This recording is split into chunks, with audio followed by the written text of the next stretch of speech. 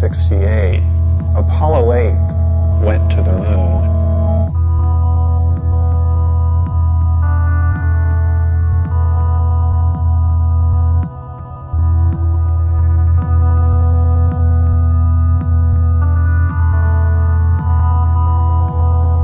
They didn't land, but they did circle the moon, and I was watching it on television, and at a certain point, one of the astronauts casually said, "We're going to turn the camera around and show you the Earth." And he did, and that was the first time I had ever seen the planet hanging in space like that, and it was profound. I think that for me, like for many other people, it was quite a shock. I don't think any of us had any expectations about how it would give us such a different perspective. I think the focus had been, we're going to the stars, we're going to the other planets, and suddenly we look back at ourselves, and it seems to imply a new kind of self-awareness. One of the astronauts said, when we originally went to the moon, our total focus was on the moon. We weren't thinking about looking back at the Earth. But now that we've done it, that may well have been the most important reason we went.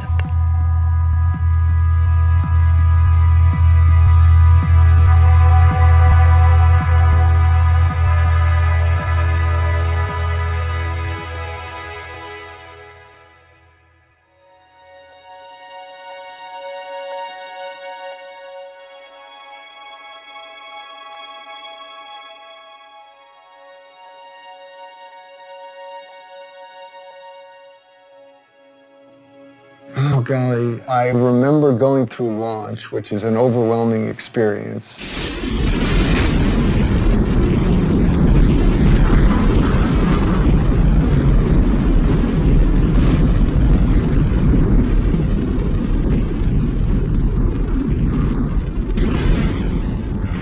The engines cut off. I felt myself floating out of the seat. I floated over to the window, looked out, and we were coming up over the coast of Africa. And that's when it hit me. I'm in space. And, I just got incredibly excited because it's something I had dreamed about since I was 6 years old. I think you start out with this idea of what it's going to be like. And then when you do finally look at the Earth for the first time, you're overwhelmed by how much more beautiful it really is when you see it for real. It's just like it's this dynamic, alive place that you see glowing all the time. It was truly incredible to be up there doing what I always wanted to do my whole life, and then to kind of glance back at our planet and see that view was just tremendous. I can only describe what I've seen. Looking down at the Earth, and you see that line that separates day to night slowly moving across the planet. Thunderstorms on the horizon casting these long shadows as the sun sets. And then watching the Earth come alive, and you see the lights from the cities and the towns. The events you see from space, like flying over thunderstorms, looking at them from the top, were spectacular. Like a fireworks show going on, and you're looking at it from the very top. Shooting stars going below us, or dancing curtains of auroras. It's just very hard to describe all the, the colors, the beauty, the motion.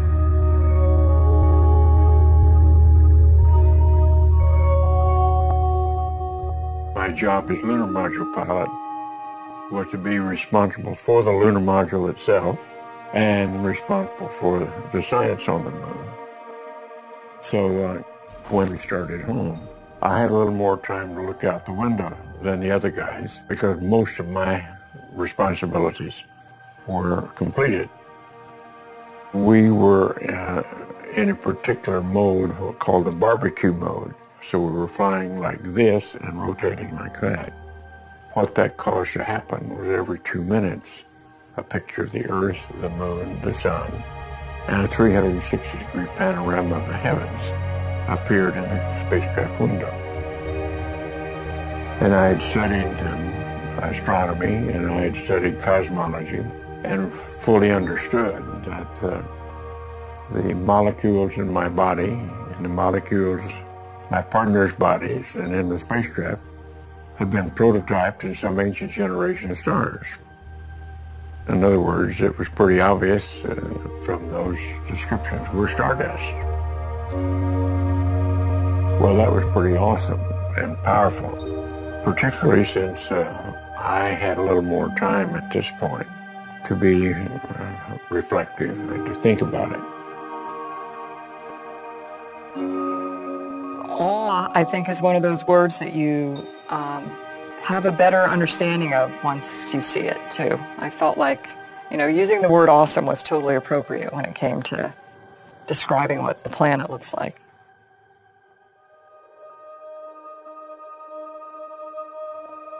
To have that experience of awe is, at least for the moment, to let go of yourself, to transcend the sense of separation.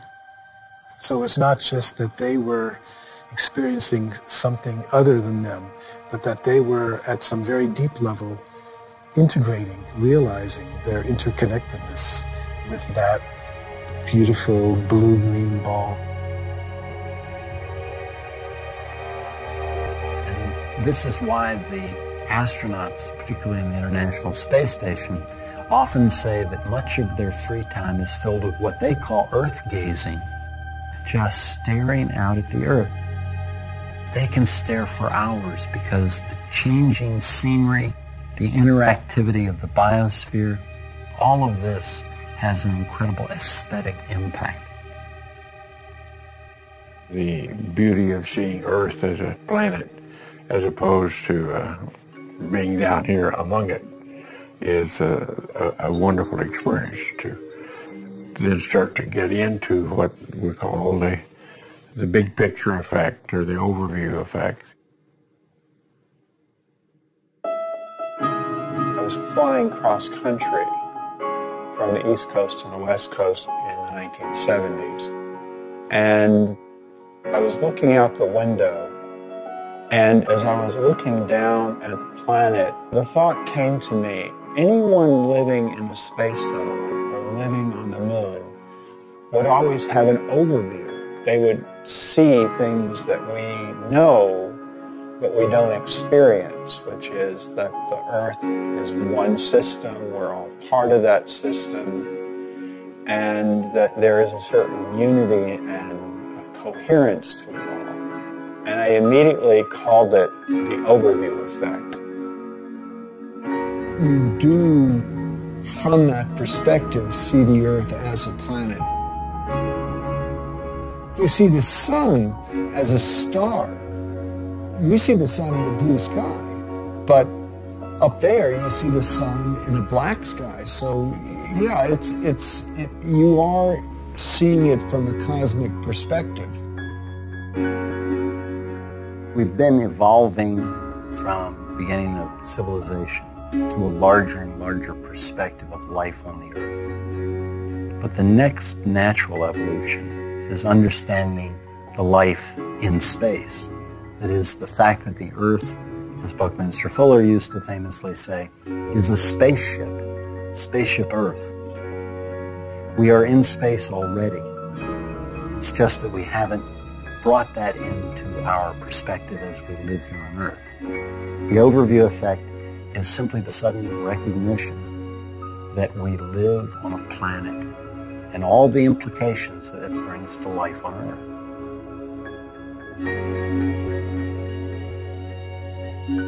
When we look down at the Earth from space, we see this amazing, indescribably beautiful planet.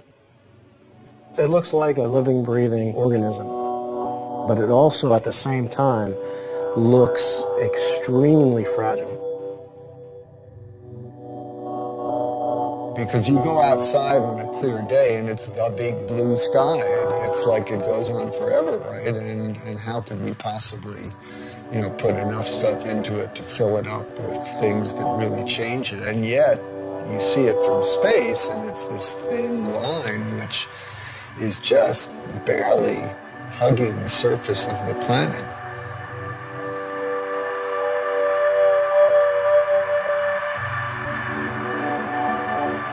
Anybody else who's ever gone to space says the same thing, because it really is striking and it's really sobering to see this paper-thin layer and to realize that that little paper-thin layer is all that protects every living thing on Earth from death, basically, from the harshness of space.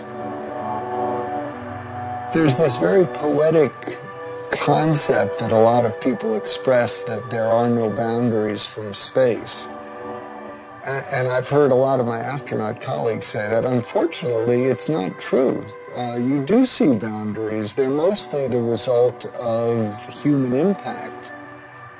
You can see erosion, clear-cutting of forests, and it's a long litany of environmental impact that we've had on our planet, and that's something which, when you see it from a cosmic perspective, makes you really appreciate the concept of spaceship Earth and that we're all here together.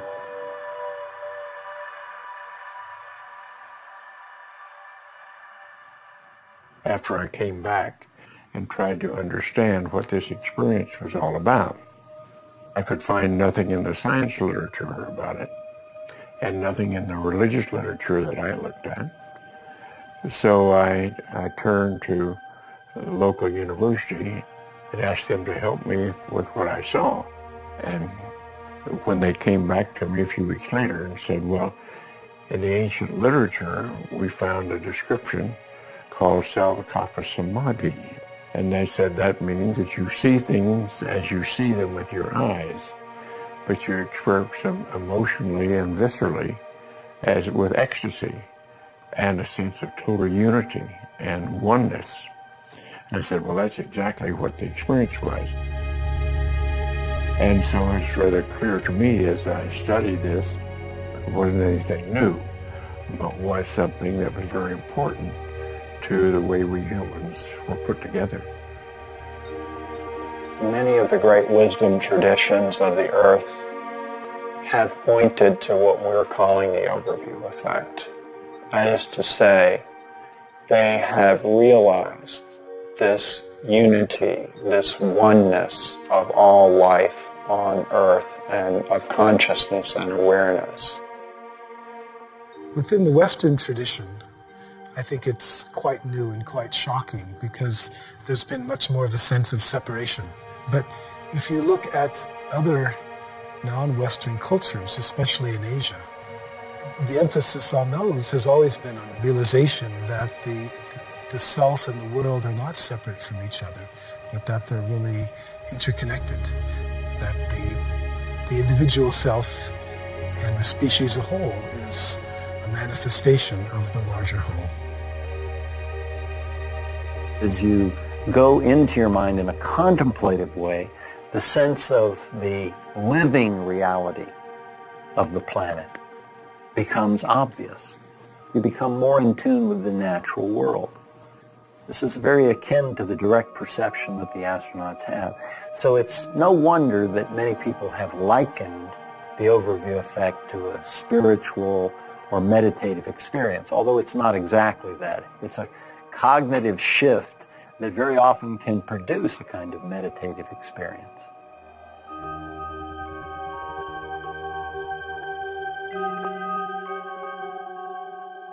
I'm sure we all interpret it somewhat differently. I know some of the fellows that go right to a religious explanation. I didn't. I went to more science explanation. And I think all that's wonderful. That's what it takes to build a civilization.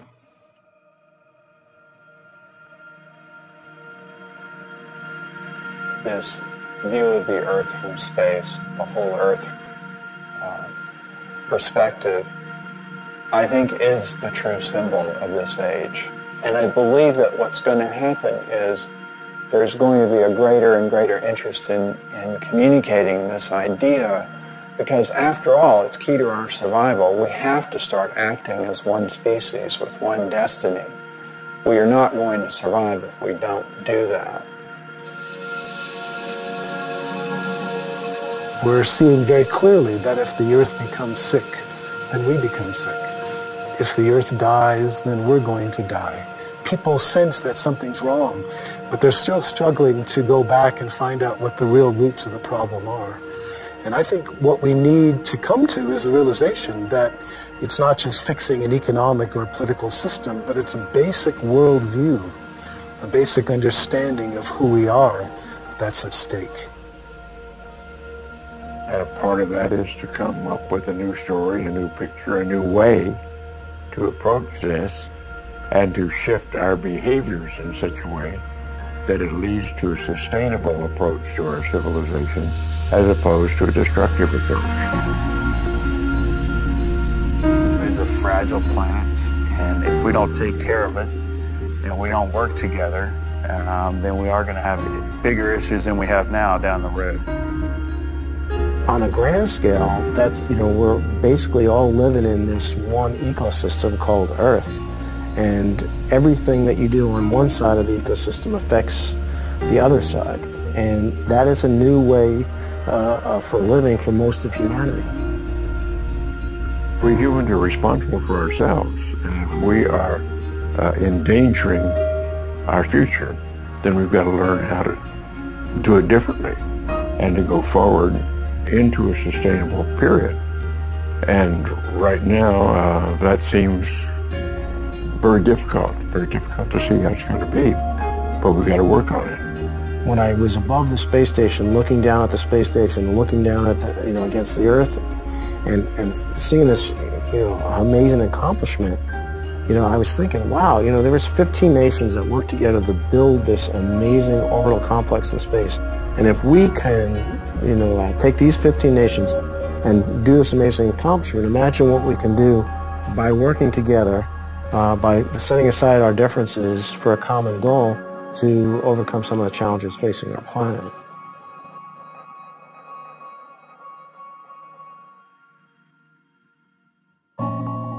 We have this connection to Earth. I mean, it's our home. And I don't know how you can come back and not, in some way be changed.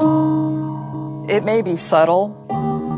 You see differences in, different people and the just general response when they come back from space. But I think collectively everybody has that emblazoned on their memories, the way the planet looks. You can't take that lightly. It really, you realize that you've been blessed by the opportunity to see that. It really does look like this beautiful oasis out in the middle of nothingness. If you have a chance for your eyes to adjust and you can actually see the stars in the Milky Way, it's this oasis against the backdrop of infinity, this just enormous universe behind it, and it's really a very moving experience to be able to see that with your eyes. Look back at it and it's placed perfectly from the sun to take care of us, and you kind of take that reverse role on about, okay, well, we need to be taking care of it too so that it can continue to do that for us. And I don't know how you can't have a greater appreciation for it after you see it that way.